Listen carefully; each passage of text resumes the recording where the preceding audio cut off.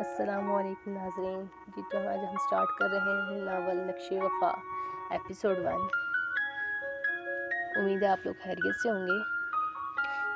میرے چینل کو زیادہ سے زیادہ لائک اینڈ شیئر کریں تاکہ آپ کے رائٹر آپ کے لیے نیو ناولز لے کے آ سکیں۔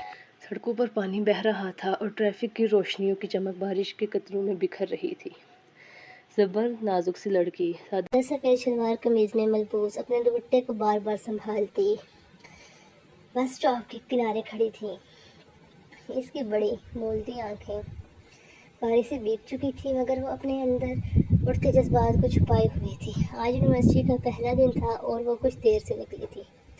والد کی بیماری اور گھر کی ذمہ داریوں نے اس کی زندگی کو ایک وقت سے باندھ رکھا تھا۔ آپ کو بھی یونیورسٹی جانا ہے؟ ایک گہری مگر نرم آواز اس کے کانوں سے ٹکرائی۔ وہ چونکی اور مڑی۔ ایک قدور شخص کالے رنگ کی گاڑی کے ساتھ کھڑا تھا۔ اس کے چہرے پر ہلکی سی مسکراہٹ اور آنکھوں میں سنجیدگی تھی۔ عمر 28 کے آس پاس، لباس مکمل سلیقے سے پہنا ہوا جیسے ہر چیز میں نفاست ہو۔ جی، زمر نے آہستگی سے جواب دیا۔ بارش میں یوں کھڑے ہونا اچھا نہیں۔ اگر آپ کو ٹرسٹ ہو تو میں آپ ڈراپ کر دیتا ہوں، میں بھی وہیں جا رہا ہوں، آصف شہریار نے اپنے انداز میں کہا۔ زمر کا دل دھڑکا۔ اس نے کبھی کسی غیر مرد سے اتنی سیدھی بات نہیں کی تھی، مگر اس وقت بارش کی شدت، تاخیر اور تنہائی سب کچھ اس پر حاوی ہو چکے تھے۔ نہیں شکریہ، میں چلی جاؤں گی، اس نے نظریں جھکا کر جواب دیا۔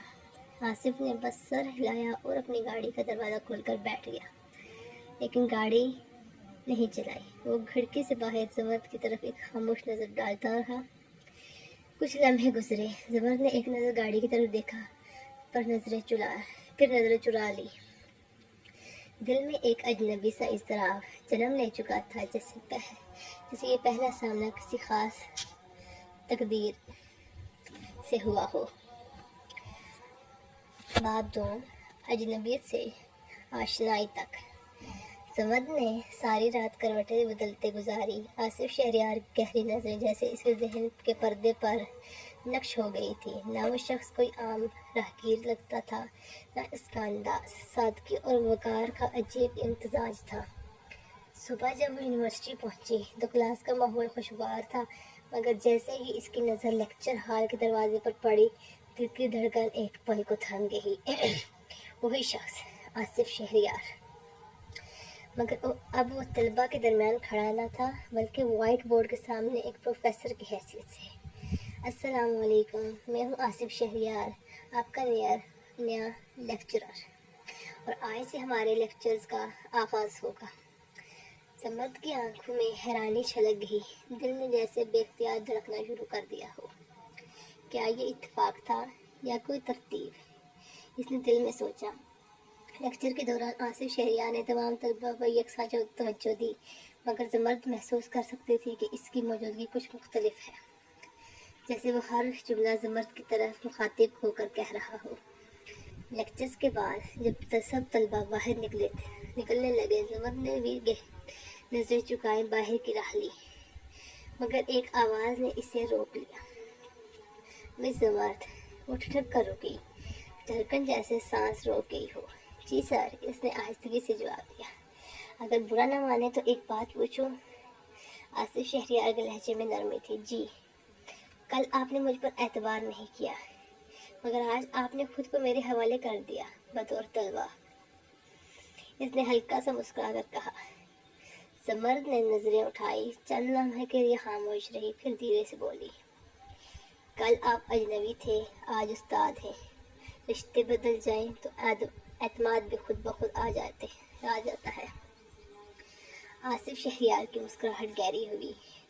پھر بھی اگر کبھی زندگی میں پھر کوئی اجنبی ملے تو شاید ایک موقع دینا چاہیے۔ بعض اجنبی تقدیر بننے آتے ہیں۔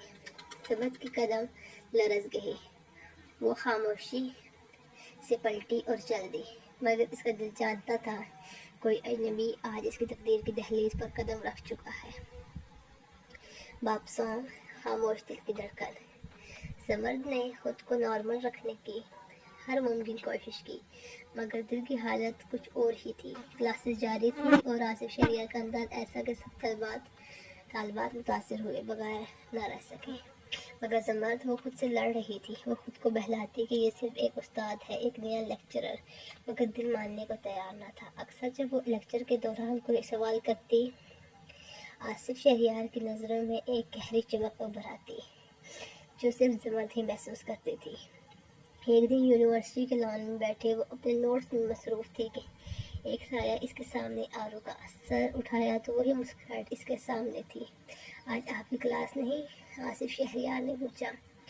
زمرد نے نظریں جھکا لی، بس نوٹس مکمل کر رہی تھی۔ آپ ہمیشہ اتنی خاموش رہتی ہیں زمرد؟ ان کے لہجے میں دلچسپی نمایاں تھی۔ زمرد نے ہلکا سا مسکرانے کی کوشش کی۔ خاموشی بھی کبھی کبھار بولتی ہے سر۔ ہاں، اور بعض خاموشیاں چیخ بن کر دل کو ہلا دیتی ہیں، انہوں نے دھیمے لہجے میں کہا، جیسے کوئی راز کھول رہے ہوں۔ زمرد کا دل لرز گیا۔ کچھ دیر دونوں کے درمیان خاموشی چھا گئی، صرف ہواؤں کی سرگوشیاں تھیں اور دل کی دھڑکنیں۔ زمرد، میں نے آپ کو پہلی بار اس بازار میں دیکھا تھا جہاں کوئی اور شاید نہ رکتا، میں رکا۔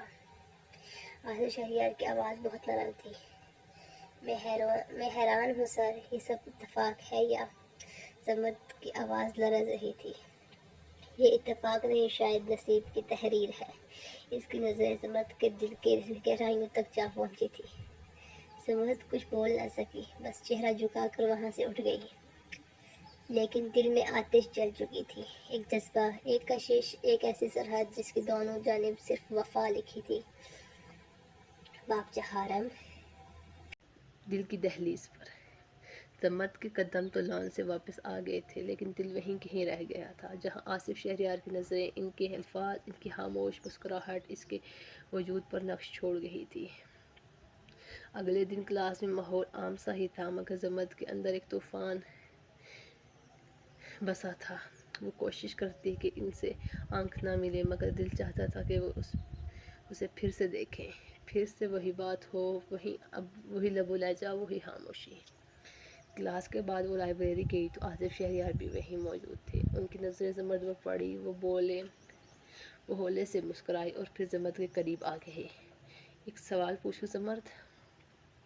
انہوں نے سرگوشی کے انداز میں کہا۔ زمرد نے چونک کر انہیں دیکھا۔ جی۔ اگر محبت خاموشی میں ہو تو کیا وہ سچی ہوتی ہے؟ ان کے الفاظ سیدھا زمرد کے دل پر جا لگے۔ زمرد کی آنکھیں چند لمحے جھکی، پھر اس نے ہمت کر کے سر اٹھایا۔ سچی محبت کبھی بولنے کی محتاج نہیں ہوتی سر، وہ آنکھوں سے دل میں اتر جاتی ہے۔ آصف شہریار کی نظروں میں چمک آ گئی۔ تو کیا اب آپ بھی محسوس کرتی ہیں وہی جو میں؟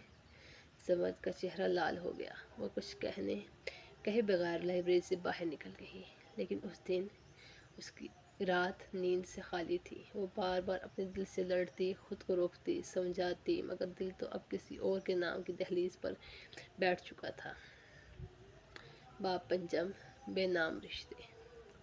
زمرد نے پوری رات کروٹیں بدلتے گزاری تھی۔ صبح جب یونیورسٹی پہنچی تو چہرے پر تھکان صاف نظر آ رہی تھی، مگر دل میں ایک عجیب سی چمک تھی، جیسے دل میں کسی نے چراغ جلا دیا ہو۔ کلاس ختم ہوئی تو وہ سیدھا ایڈیٹوریم کی طرف گئی جہاں ایک مشاعرے کی تیاری ہو رہی تھی۔ حیرت کی بات یہ تھی کہ آصف شہریار بھی وہاں موجود تھے اور منتظمین میں شامل تھے۔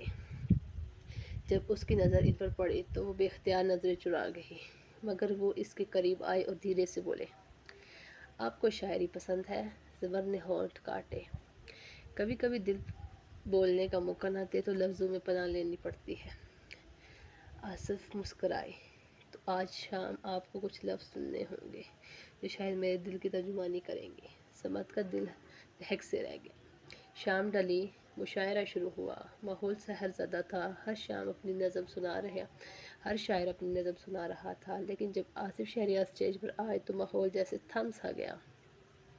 انہوں نے کوئی تمہید نہیں باندھی، بس نظریں حال میں ڈالی جہاں زمرد نچلی قطار میں خاموش بیٹھی تھی۔ پھر وہ بولے،